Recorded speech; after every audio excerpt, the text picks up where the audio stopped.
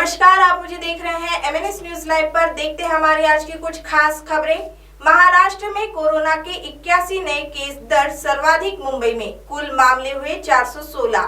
महाराष्ट्र के स्वास्थ्य विभाग ने गुरुवार को बताया कि राज्य में कोरोना वायरस संक्रमण के 81 नए मामले दर्ज हुए हैं, जिसके बाद इसके कुल मामले बढ़कर 416 हो गए हैं, जबकि 19 लोगों की मौत हो चुकी है।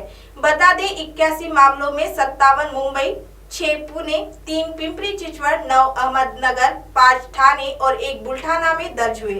राज्य में 30 कोरोना अस्पताल घोषित, इनमें 2305 बेड उपलब्ध। Health secretary Maharashtra. Corona virus महामारी के बढ़ते प्रभाव के बीच महाराष्ट्र के हेल्थ सेक्रेटरी ने गुरुवार को बताया कि महाराष्ट्र सरकार ने राज्य के 30 सरकारी अस्पतालों को कोविड-19 अस्पताल घोषित किया है। हेल्थ सेक्रेटरी ने बताया कि इन 30 कोरोना वायरस के अस्पताल में कुल 2305 बेड उपलब्ध है। दरअसल भारत में कोरोना के सर्वाधिक मामले महाराष्ट्र में ही मिले हैं। बता दें कि निजामुद्दीन मरकज में महाराष्ट्र के 1400 लोग शामिल हुए थे। सरकार की ओर से कहा गया है कि उनमें से 1300 लोगों की पहचान की गई है और उन्हें क्वारंटीन में रखा गया है। कोरोना संकट पर प्रधानमंत्री का संदेश। कोरोना वायरस की महामारी के खिलाफ देश इस वक्त एक महाजंग ही लड़ रहा है, जिसके तहत देश में 21 दिनों का लॉकडाउन घोषित किया गया है। लॉकडाउन के 90वें दिन यानी कि आज प्रधानमंत्री ने एक बार फिर देश को संबोधित किया। देश के लोगों से अपील करते हुए कहा कि कोरोना के अंधकार को प्रकाश की ताकत से हराने की जरूरत है। इसके लिए उन्होंने लोगों से रविवार को रात 9 बजे 9 मिनट तक दिया जलाने की अपील की है। इसका मकसद एकजुटता का संदेश देना है। इस अपील के तहत प्रधानमंत्री ने रात 9 बजे लोग अपने घरों से बाहर आए, घरों की लाइटें बंद करें और दरवाजे पर खड़े होकर दिया जलाए, मोमबत्ती जलाए या फिर कुछ भी प्रकाश जलाए।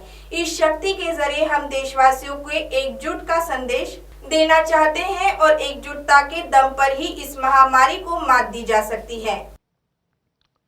इस अंधकारमय कोरोना संकट को पराजित करने के लिए हमें प्रकाश के तेज को चारों दिशाओं में फैलाना है और इसलिए इस संडे 5 अप्रैल को हम सबको मिलकर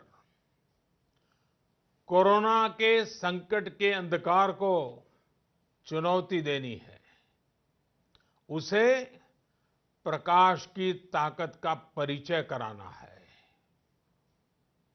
इस 5 अप्रैल को हमें 130 करोड़ देशवासियों की महाशक्ति का जागरण करना है।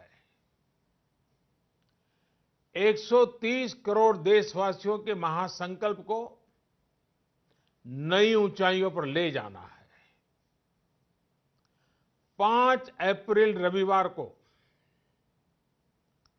रात 9 बजे मैं आप सबके 9 मिनट चाहता हूं। ध्यान से सुनिएगा। 5 अप्रैल को रविवार को रात 9 बजे घर की सभी लाइटें बंद करके घर के दरवाजे पर या बालकनी में खड़े रहकर 9 मिनट के लिए मोमबत्ती, दिया, टॉर्च या मोबाइल की फ्लैशलाइट जलाएं। मैं फिर कहूंगा, मोमबत्ती, दिया, टॉर्च या मोबाइल की फ्लैशलाइट 5 अप्रैल को रात को 9 बजे 9 मिनट तक जरूर जलाएं और उस समय यदि घर की सभी लाइटें बंद करेंगे, चारों तरफ जब हर व्यक्ति एक एक दिया जलाएगा, तब प्रकाश की उस महाशक्ति का एहसास होगा, जिसमें एक ही मकसद से हम सब लड़ रहे हैं, ये उजागर होगा।